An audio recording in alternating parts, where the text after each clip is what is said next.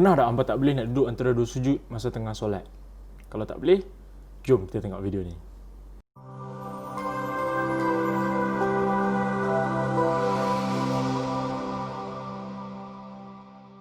Assalamualaikum semua, saya Zan daripada SB Wellness. Welcome back dalam segmen Sihat dengan Solat kembali. Tapi, sebelum tu, Selamat Aidilfitri kepada saudara serta saudari.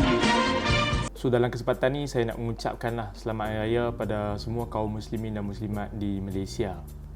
Raya tahun ni lain sikit kan. Sebab apa? Kita raya virtual. So kalau saya duduk kat bandar ni, family duduk kat kampung, kita raya virtual lah. Raya kod video call. Tapi dahsyat jugalah kita boleh buat macam tu kan, demi untuk support undang-undang PKP pada kali ni, untuk kita sama-sama fight COVID-19 ni. Nampak tak? Semangat ni raya ni buat video pakai baju raya. Hey boy, what are you doing there talking? Main mana makcik ni? Ni, kaki makcik ni sakit ni. Hampa tak tolong pun. Duk tunggu video lama dah hampa tak post. Alamak, sorry lah makcik, raya kan. So tangguhlah sikit buat video.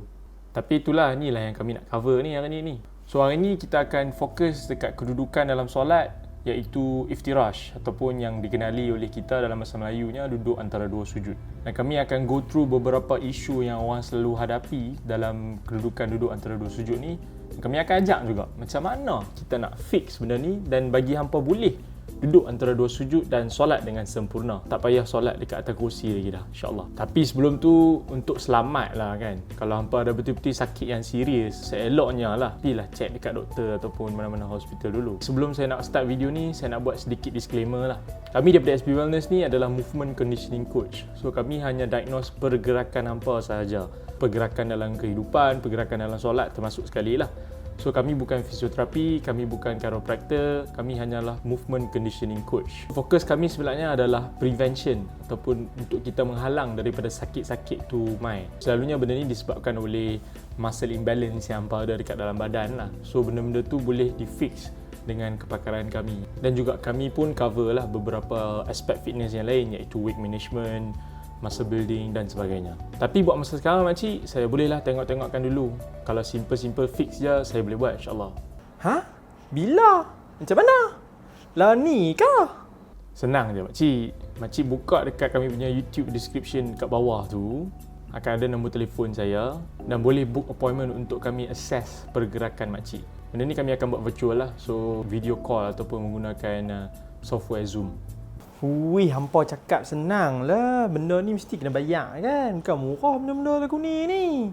Free kah kena bayar? Jangan risau. Sebab nasihat ataupun apa-apa segala assessment yang kami akan buat adalah semua percuma. So kami akan buat video call dengan makcik. Kami akan assess pergerakan makcik melalui video call tu lah. Dan kami akan tengok apa masalah yang makcik ada dalam pergerakan tu. Apa-apa makcik call je lah nombor yang ada dekat description tu. Senang je. Kalau free bagus lah. Terima kasih banyak lah no.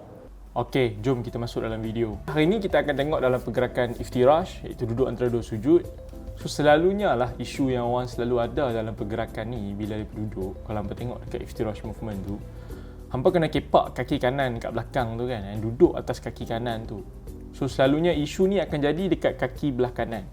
Okey, saya nak warning dulu, saya akan bercakap dengan detail dalam part ni. Tapi sebelum tu, mari saya tukar baju dulu lah. Takkan nak train pakai baju raya kan. Jom kita masuk studio training kita dulu. Okey, kita dah masuk dalam studio. Check angle dulu. Check lighting apa semua okey. Jom kita start workout.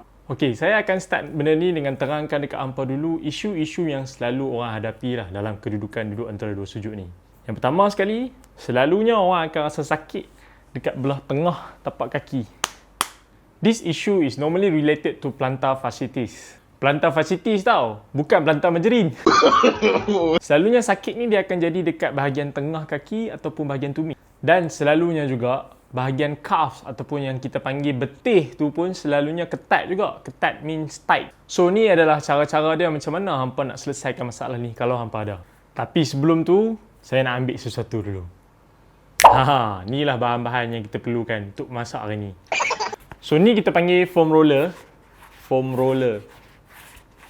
Benda ni sangat-sangatlah berguna. Hampa boleh dapatkan dekat online ke, Lazada ke, ataupun saya dapatkan benda ni dekat Decathlon RM50 je. Tapi yang RM50 ni agak good quality lah. Yang higher quality pun ada juga dalam 200 lebih. Tapi yang ni RM50 pun dah okey dah.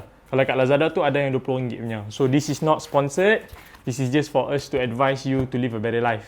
Kalau hampa tak ada benda ni, kita ada satu lagi. Ni massage ball. Tapi kalau hampa tak ada massage ball ni, saya tunjuk kat hampa. Massage ball, dia tajam-tajam macam ni. Ni pun saya dapatkan kat Decathlon juga.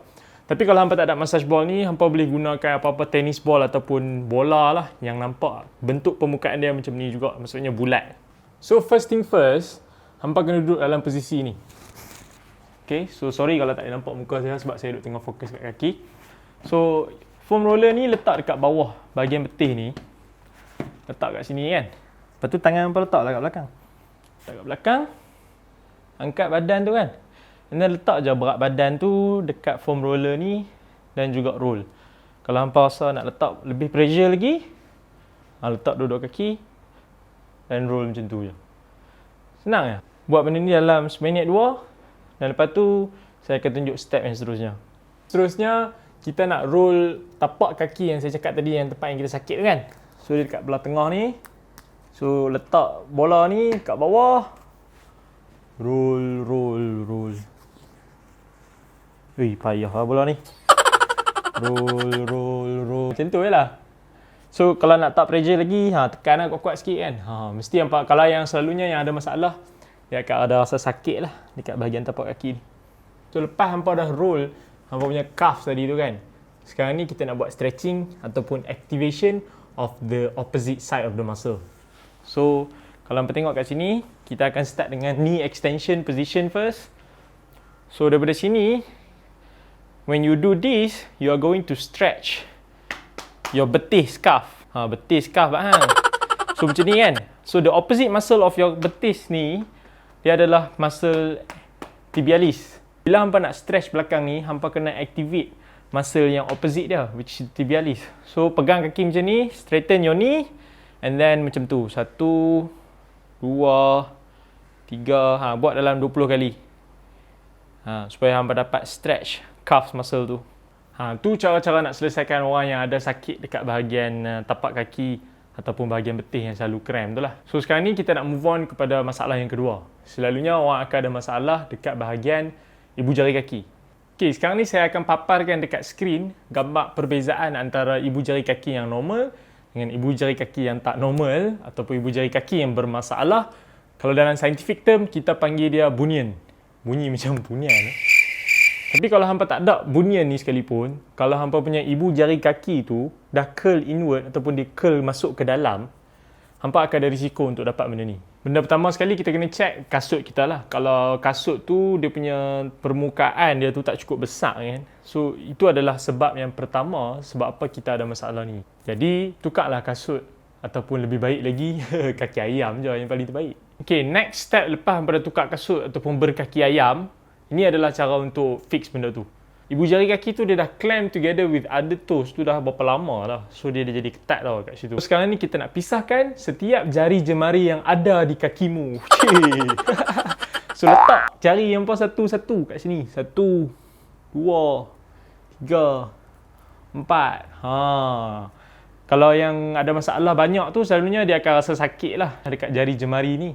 So kalau yang mana tak ada masalah tu insyaAllah okey. Apa hampa kena buat adalah masukkan je jari dekat jari-jari kaki tu dan try untuk spread semua jari tu dan main-main macam ni je. Macam tu je. InsyaAllah lama-lama hampa buat macam ni depan TV ke apa ke kan. Janganlah buat sebelum makan nasi pula. Dia akan terpisah dengan sendirinya insyaAllah. Benda ni nampak simple kan. Tapi sebenarnya it is a simple fix that can save your knees and hips for the future. Okay, bercakap pasal bunion tadi tu kan. Kalau hampa tak ada bunion, tapi hampa tak boleh juga nak duduk di antara dua sujud untuk kepak jari kaki tu. Kadang-kadang benda tu bukanlah disebabkan oleh bunion, tapi disebabkan oleh your toes flexibility itself. Maksudnya, jari-jari kaki kita tu tak boleh nak stretch dalam certain position. So, saya ambil contoh. Contoh duduk antara dua sujud macam ni kan. Hampa tengok kaki-kaki belakang tu macam ni kan. So, nak kena letak jari tu kat sini. Nak dapatkan flexibility dekat sini tu, Sometimes for those who have not enough flexibility on the toes, you won't be able to do this. So now let me teach you how to fix this. Okay, benda pertama hampa kena buat, letak dua-dua kaki tu kat sini. Kan, dalam position ni. Lepas tu, slowly turunkan berat badan hampa dan slowly letak pressure dekat sini. Angkat. Slowly letak kat situ. So, hampa akan rasa stretch dekat toes tu. Buat dalam 20 kali. 1, 2, 3. Lama-lama hampa akan boleh duduk terus. Okay, next saya nak cakap pasal masalah yang seterusnya. Masalah yang selalunya orang hadapi bila duduk antara dua sujud ni. Awak perasan tak? Kalau kat masjid ke mana-mana kan, bila mereka nak duduk antara dua sujud kat sini, mereka akan sangkut. Ada banyak yang pakcik-pakcik akan duduk macam ni je. Mereka tak boleh nak duduk habis. Sebab apa? Muscle yang terlibat dalam pergerakan ni adalah muscle quadriceps. Untuk senang faham, muscle paha kita yang kat belah depan ni. So kalau muscle quadriceps tu ketat, you won't be able to have this range of motion untuk duduk dalam kedudukan ni. Mari saya terangkan macam mana nak fix benda ni. First, get into this position and then kita akan menerak on the floor. Macam ni. Menerak macam ni. And then pertama sekali, angkat satu kaki, pegang kat belakang tu dan rapatkan kaki tu ke sini. So in this position, for those who have tight quadriceps, you will feel tightness here. Hampa akan rasa ketat kat sini. Dia akan tarik cekang kat belah depan ni. So just hold in this position for 20 to 30 seconds. Buat dalam 3 set. Sampailah hampa boleh angkat macam ni. So kalau muscle tu ketat, dia akan sangkut kat sini ataupun kat sini je. That's how you fix the tightness in quadriceps. Masalah yang seterusnya orang selalu hadapi masa tengah duduk antara dua sujud ni. Masa tengah duduk antara dua sujud tu, dia akan rasa sakit dekat bahagian perut belah kanan ni dan juga bahagian dalam lutut di sebelah kanan. Muscle yang terlibat dalam pergerakan ni adalah obliques. Kalau hampa tengok six pack tu kan, dia akan ada belah kanan ni, akan ada muscle-muscle perut dekat belah kanan tu. So simple je. Muscle ni, kalau sakit ni jadi, dia adalah disebabkan muscle tu lemah. Now, let me teach you how to strengthen this. So first thing first, duduk bersila ataupun duduk macam mana tak apa. Nak buat berdiri pun boleh. Dan angkat tangan hampa. And then, go to your left. And then you will feel the stretch here. Hampa akan rasa cekang kat sini. Lepas tu angkat. Dan turun. Angkat. Dan turun. Angkat dan turun. So masa hampa turun tu, hampa akan rasa contraction dekat muscle tu. So this is how you strengthen the obliques muscle.